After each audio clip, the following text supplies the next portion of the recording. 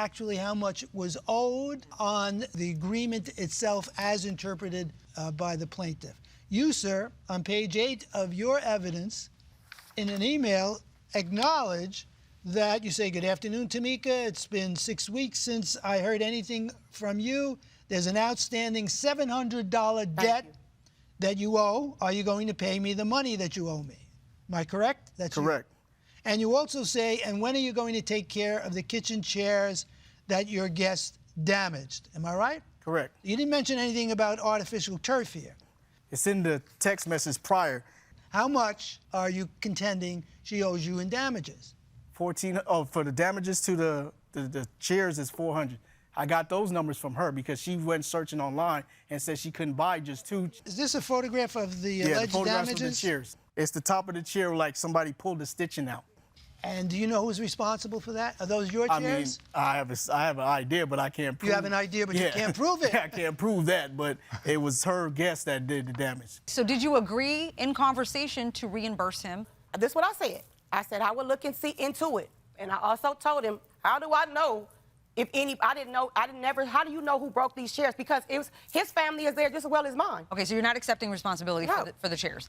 As far as the balance is concerned, you put in a text that she owes you $700. I need to understand why you did that when you claimed that at the beginning she breached the contract because she didn't pay you in full, correct? Yes. And because she didn't pay you in full, you didn't give her the 1 day free. Exactly. So she was responsible for 5 days. Yes. And that totals $1,450? Yes. Okay. Why did you say $700 in text? At the time, I was still giving her the little break, the little discount.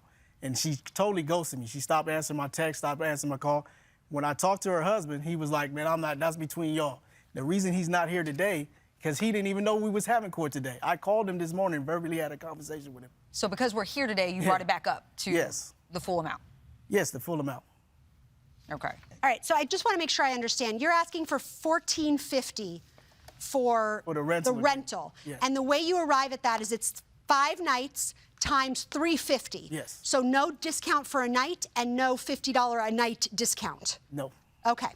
And so the original price without any discounts would have been $1,750. Yes. But the agreed upon price was a total of $1,200. Yes. And you both agree that she has paid $300 so far. Yes. And you agree that? Correct. That's all you've paid him so far? Correct. Okay, I'm good. Good. All right. We're going to excuse the parties while we deliberate in this matter. We've reached the verdict.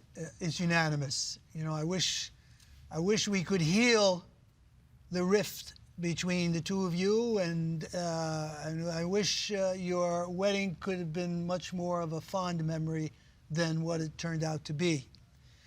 We've tried our best to resolve this case for both of you. One of the real significant problems was that we have nothing in writing between the two of you. You have a verbal agreement that always implies a certain amount of slipperiness, and people's memories are involved, and ambiguities in language. But we did our best to try and do what was right for both of you, what was fair under all of the circumstances.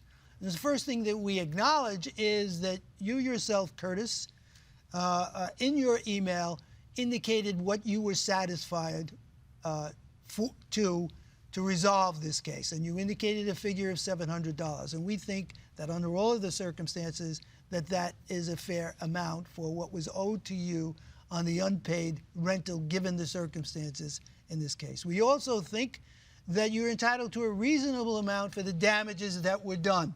There indeed were damages. We have no reason to believe that the chairs weren't damaged.